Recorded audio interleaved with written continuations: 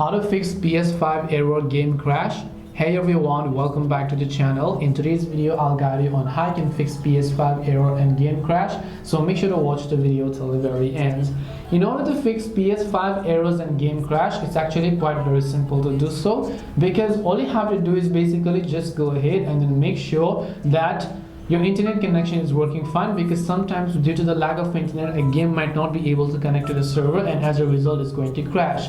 The other is, if you're playing a game from your physical drive, just make sure that the disc is actually inserted, and only then you'll actually be able to play. If the disc is not inserted, you will not be able to play that game, so just keep that thing in mind. Now the other is, if the game is crashing, all you have to do is press the options button here. Make sure to try to check for update. If it has, make sure to install it. If it still doesn't solve the issue, just try to delete that game and try to reinstall it from your CD or your PlayStation Store or whatever else you saw over there. This way you'll be able to fix PS5 error game crash.